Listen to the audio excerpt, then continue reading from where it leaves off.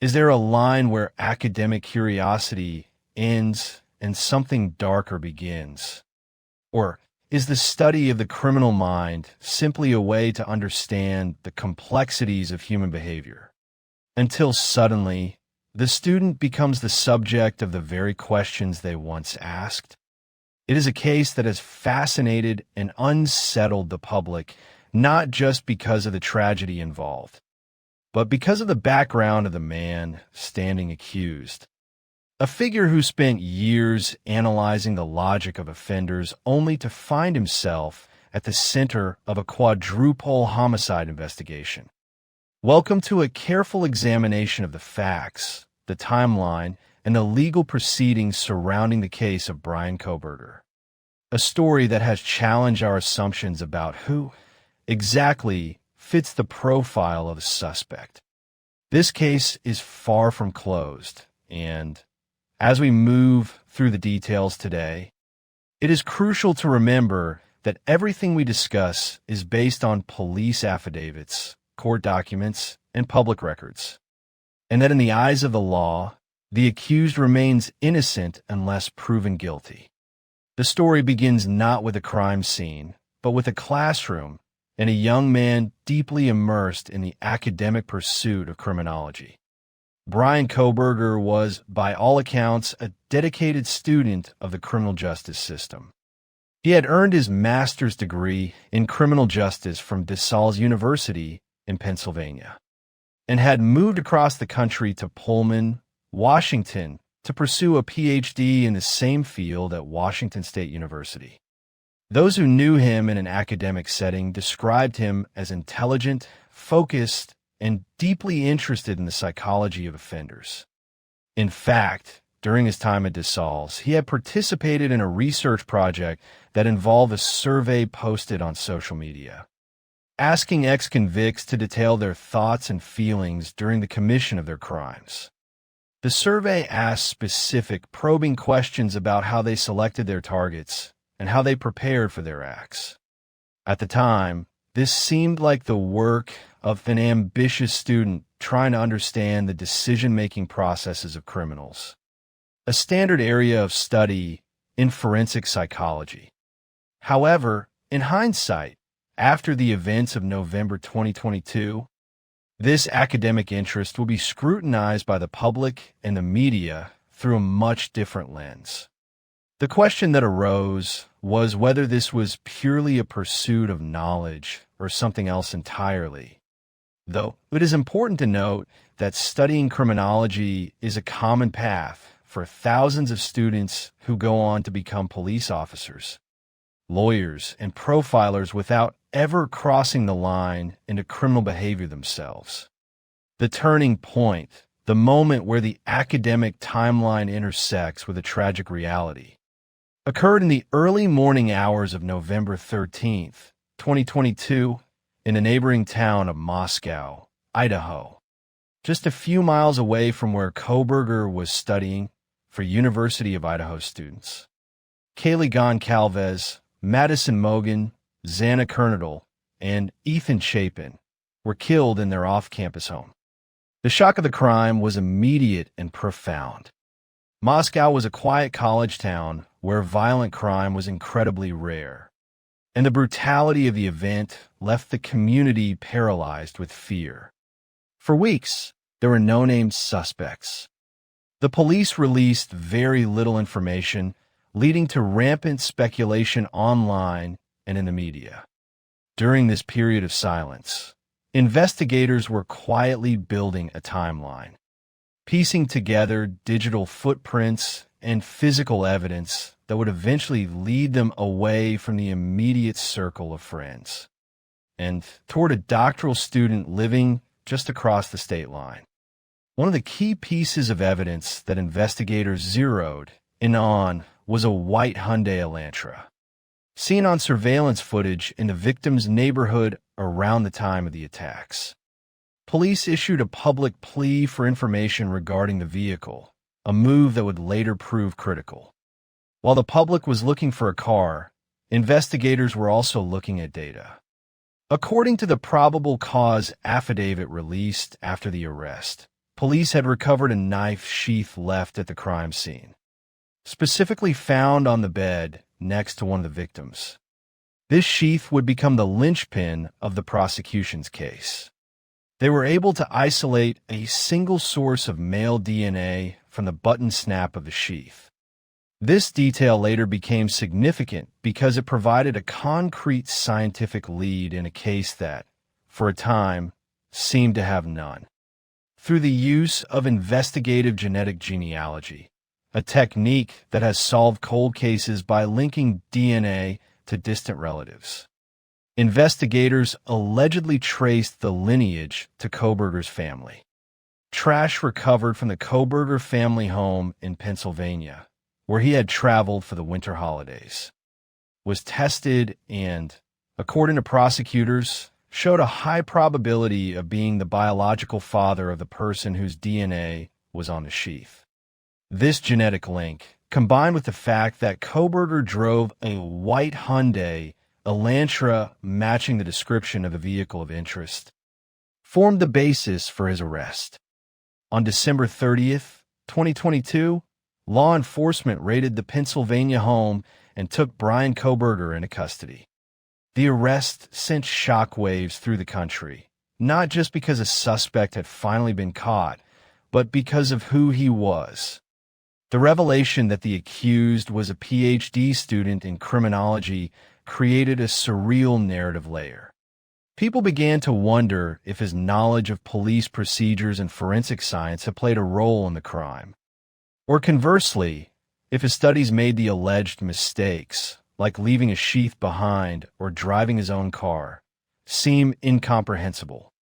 Following his extradition to Idaho, the probable cause affidavit was unsealed, giving the public its first look at the state's case. Beyond the DNA and the car, the document detailed cell phone data. Investigators alleged that Kohberger's phone had pinged off towers near the victim's home on at least 12 occasions in the months leading up to the murders. On the night of the crime, the affidavit states that his phone was turned off or went dark during the critical window of time when the murders were believed to have occurred, only to come back online shortly after, pinging towers that suggested a route back to Pullman. This pattern, prosecutors argued, was indicative of an attempt to conceal his location. Furthermore, the affidavit revealed that a surviving roommate in the house had seen a masked figure clad in black clothing, walking towards the back sliding glass door on the night of the attacks. The witness described the figure as having bushy eyebrows, a physical detail that prosecutors noted aligned with Kohberger's appearance. However, as the legal process moved from the investigation phase to the pretrial phase, the defense team, led by attorney and Taylor, began to challenge this narrative. It is here that we must pause and look at the case from the perspective of the defense, as a fair trial depends on a rigorous testing of the evidence. The defense has argued that the DNA evidence, often viewed by the public as irrefutable, is not as clear-cut as it seems. They have raised questions about touch DNA, which can be transferred inadvertently between objects and people, suggesting that the presence of DNA on a portable object like a knife sheath does not definitively place the defendant at the scene of the crime at the time it occurred. They have also pointed out that there was no DNA from the victims found in Kohberger's car, his apartment, or his office, despite the violent and bloody nature of the crime. This absence of cross-contamination, the defense argues, is a significant gap in the state's theory. If he had committed such a brutal act, they ask, how could he have left no trace of it in his own environment? Additionally, the defense has provided an alibi. In court filings, they stated that Kohberger was out driving alone on the night in question, something he had a habit of doing to clear his head and look at the stars. They claim that his phone data, which places him in the general region, does not place him specifically at the house, as cell tower data can cover wide areas. They argue that being in a nearby town or on a nearby highway is not the same as being at the crime scene. This brings up a critical point about the nature of circumstantial evidence. While the prosecution sees a pattern of stalking and concealment, the defense sees a student with a history of insomnia and late-night drives who happened to be in the wrong area at the wrong time. Another major point of contention has been the connection, or lack thereof, between the suspect and the victims. To date, public records and court statements have not revealed a definitive, direct link. There were initial rumors of social media connections, but officials have been tight-lipped about whether any substantial relationship existed. The defense has emphasized this, suggesting that without a clear motive or a prior relationship, the state's narrative lacks a human driver.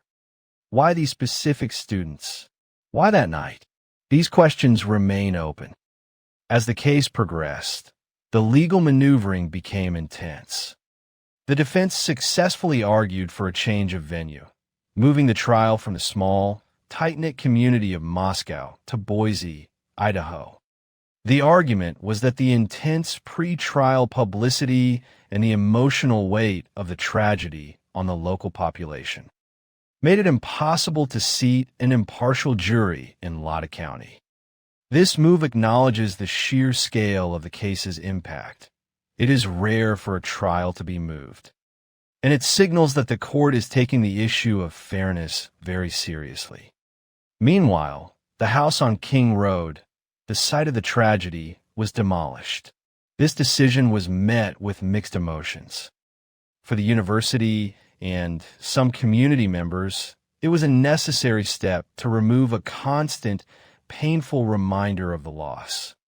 For others, including some families of the victims and legal observers, there was concern that destroying the crime scene could limit the ability of the jury to understand the spatial dynamics of the events. Although both prosecution and defense teams were given access to document the site extensively before it was torn down, the destruction of the house serves as a symbolic closing of one chapter, even as the legal chapter remains wide open. As we look at the totality of what has been reported so far, we are left with a series of stark contrasts. We have the image of a doctoral student, someone who dedicated his life to studying the rules of law and the minds of those who break them, standing accused of breaking the most fundamental law of all. We have the prosecution's picture of a calculated, targeted attack supported by biological and digital evidence. And we have the defense's picture of a rush to judgment, relying on trace evidence and broad data points that could have innocent explanations. It is a case that forces us to confront the uncomfortable reality that understanding crime does not immunize a person from being suspected of it, nor does it automatically make them guilty. The public fascination with Kohberger's background is understandable. We want to believe that there is a clear line between the good guys who study justice and the bad guys who commit crimes. When that line blurs, even allegedly, it creates a sense of unease. It challenges our desire for clear categories.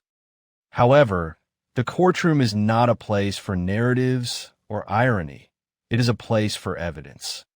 The burden of proof rests entirely on the state. They must prove, beyond a reasonable doubt, that Bryan Kohberger is the person who entered that home. They must bridge the gap between likely and certain.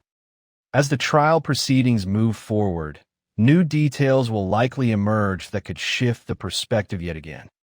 We may learn more about the forensic evidence, the alibi, or the digital trail. Until then, the case stands as a complex puzzle of high-stakes litigation, tragic loss, and unanswered questions. It serves as a somber reminder that in the American justice system, the headline is not the verdict. The process is slow, deliberate, and designed to filter out emotion in search of fact. As we wait for the final legal resolution, we are left to reflect on the tragedy of 4 young lives cut short, and the unsettling enigma of the man accused of ending them. If this breakdown helped you understand the complexities of the case more clearly, feel free to like, comment, and subscribe. Thanks for watching.